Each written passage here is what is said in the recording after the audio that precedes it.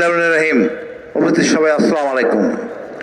আমরা বাংলাদেশি একটা রক্তক্ষয়ী যুদ্ধের মাধ্যমে আমরা স্বাধীন হয়েছি। আমাদের গর্ব আছে, অহংকার আছে, থাকার কথা।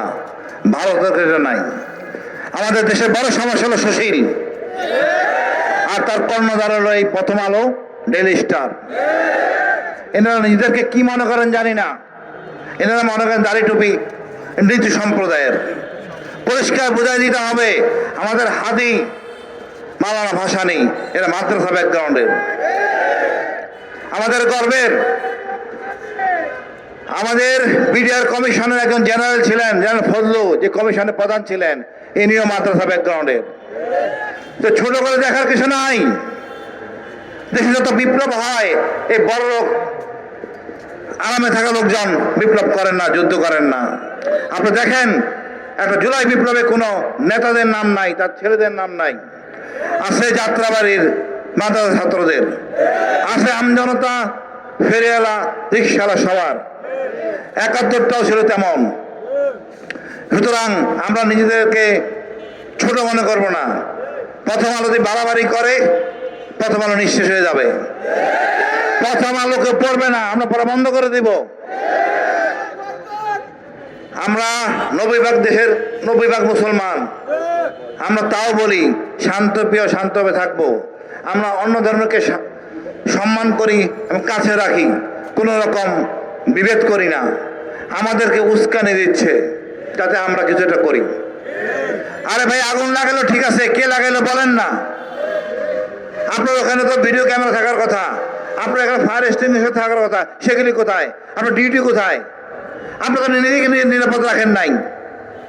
এখন আপনার ৫৪ ধারা কি বলে ৭৪ ধারা ব্যবহার করতেছেন আলেমদের বিরুদ্ধে। খুব সহজ টার্গেট। আমি মনে করি আমরা সকল আলেম যদি এক হই, ওই সুশীল সব পালায় যাবে। এক হওয়ার কথা শোনেন, আমাদের সময় এখন এক হওয়ার। ৫৪ বছর অনেক ছাড় দিয়েছি এই সুশীলদের উপর ভরসা করে। এরা দেশটাকে বিক্রি করছে, টাকা পাচার করে বিদেশে বাড়িঘর বানাইছে, আমাদের কিছুই করে নাই।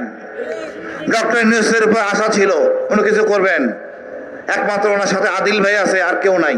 সব বাটপার। খুব লজ্জা লাগে এরা যখন কোনো চাঁদাবাজি বা কোনো অনৈতিক কাজ করে।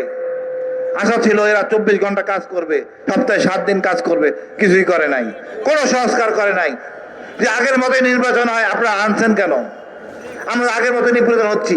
তবে লজ্জার বিষয় হলো আপনি আবার হুজুরদের ধরতেছেন। এরা মোটেও কাম্য না। এরা ধর্মীয় নেতা, জনগণকে দিক নির্দেশনা দেয়। আমি মনে করি ফেসিবাদ শেষ হয় নাই, আমাদের আবার সংগঠিত হতে হবে। আমাদের সময় বেঁধে দিতে হবে সরকারকে।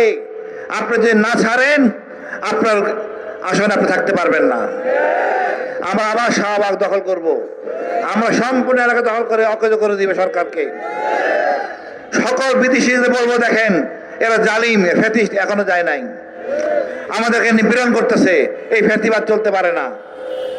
ফ্যাসিবাদের জন্য আন্দোলন উচিত ছিল বিপ্লবী সরকার করার, সরকার ব্যর্থ হয়েছে।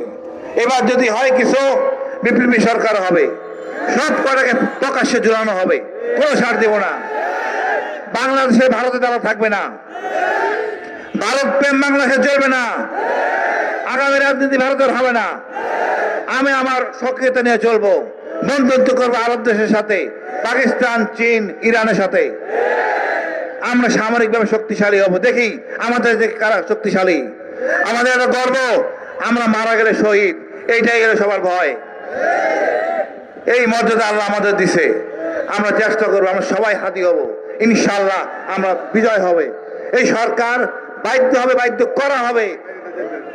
বাংলাদেশ দীর্ঘজীবী হোক। হাদির উপর চেতনা নিয়ে আমি বেঁচে থাকি। আপনার সবাইকে ধন্যবাদ। আসসালামু আলাইকুম।